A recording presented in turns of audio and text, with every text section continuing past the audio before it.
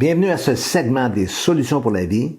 Je suis Denis Morissette et par ces différentes capsules, je veux vous aider à faire face aux défis de la vie, aux défis de votre propre vie et vous aider à en tirer le maximum. Aujourd'hui, je voudrais vous parler du découragement. Enfin, en abordant le sujet, je veux plus que tout vous encourager, bien sûr. Vous connaissez l'adage qui dit « Quand le cœur va, tout va ». La contrepartie prend la forme suivante. Quand le cœur n'y est plus, eh bien, rien ne va plus. Cela décrit bien la forme que prend le découragement. Perte de motivation, ce qu'on appelle parfois le blues, sentiment d'abattement, l'absence de désir, parfois même une perte d'énergie ou du moins un manque d'énergie. Le moteur interne s'arrête et on a beau essayer de le redémarrer, mais ça ne marche pas. Qui dit découragement dit perte ou absence de courage. De façon intéressante, le mot courage prend sa racine dans le mot cœur. Et le cœur est le siège, le symbole est le siège des émotions. Littéralement, les émotions sont de l'énergie en motion. Elles nous assurent d'un certain rythme dans la conduite de notre vie. Par exemple, la joie de retrouver un vieil ami suscite en nous une anticipation, une certaine effervescence. L'idée de partir en vacances nous stimule, nous motive pour tenir jusqu'au jour du départ. La motivation n'est pas à la base un processus rationnel, mais davantage émotionnel. Si le cœur est le moteur de la vie, mais le courage en est le carburant.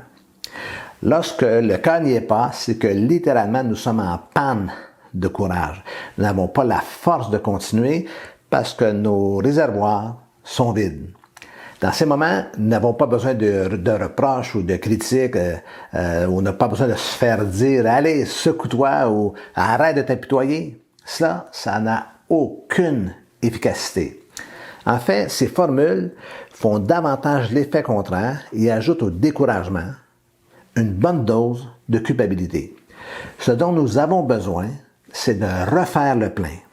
Le découragement provient de la perte du courage, je l'ai déjà mentionné. Le courage est un carburant.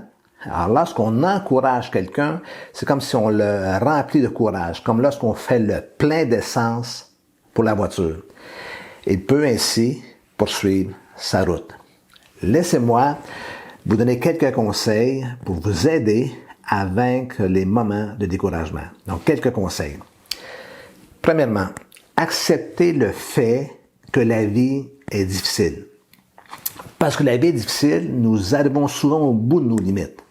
Au moment où je vous parle, je pense à certains personnages qui sont seuls et qui manquent de ce courage que leur famille pourrait leur donner.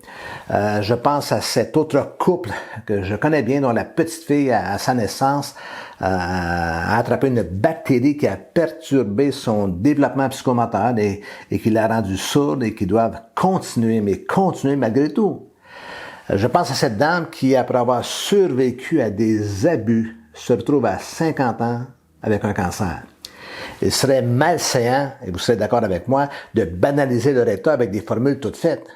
Il y a une forme d'évangile à succès qui se propage dans ce monde moderne, et qui promet le succès, la richesse, l'absence de problèmes et de maladies.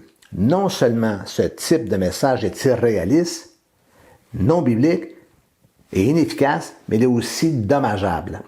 Accepter que la vie soit difficile n'est pas une forme de résignation, mais la reconnaissance de l'âpreté du combat et de l'importance de s'y préparer. Voilà pourquoi il faut se retrousser les manches et passer à l'action et à l'attaque face à la vie. En second lieu, apprenez à relativiser. Je répète, apprenez à relativiser. Certains se découragent plus facilement que d'autres. Sans aller dans des considérations trop complexes quant à toutes les raisons qui peuvent expliquer leur état, ils ont de façon générale un moral qu'on pourrait qualifier de plus fragile. Ils sont plus enclins à une attitude pessimiste, pour ne pas dire catastrophique, face à la vie. Ils ont tendance à manquer de mesure dans l'interprétation des événements qui surviennent. Dans cette perspective, l'apôtre Paul constitue une source d'inspiration face aux difficultés et aux défis de la vie. Lui et ses compagnons n'étaient pas en déni de la réalité de ce qu'ils vivaient, mais au contraire posaient un regard lucide et équilibré sur les circonstances auxquelles ils avaient à faire face. Voici ce qu'il écrivait. Nous sommes pressés de toute manière, mais non réduits à l'extrémité. Dans la détresse, mais non dans le désespoir. Persécutés, mais non abandonnés. Abattus, mais non perdus. Nous sommes pressés de toutes parts, mais non pas dans une condition extrême. Dans la détresse, c'est vrai, nous sommes dans la détresse, ça ne se passe vraiment pas bien, mais nous ne sommes pas désespérés. Oui, c'est vrai, nous vivons de la persécution, mais nous savons aussi que Dieu ne nous a pas abandonnés. Parfois, il est vrai, on est abattu, mais tout au fond de nous, nous savons que nous ne sommes pas perdus, que tout n'est pas fini. Voici ce qu'est relativiser. Il s'agit d'avoir une vision ou la vision la plus objective de la situation sans se laisser submerger par le flot des émotions. Commencez d'ores et déjà à mettre en pratique ces 2 premiers conseils. Dans la prochaine vidéo, vous aurez d'autres conseils que je vous partagerai. Encore une fois, si vous avez aimé cette vidéo, n'hésitez pas à vous abonner si ce n'est déjà fait, en cliquant, encore une fois, sur le bouton rouge à droite de la vidéo. Et surtout, n'hésitez pas à partager à vos amis. Je vous souhaite une bonne semaine.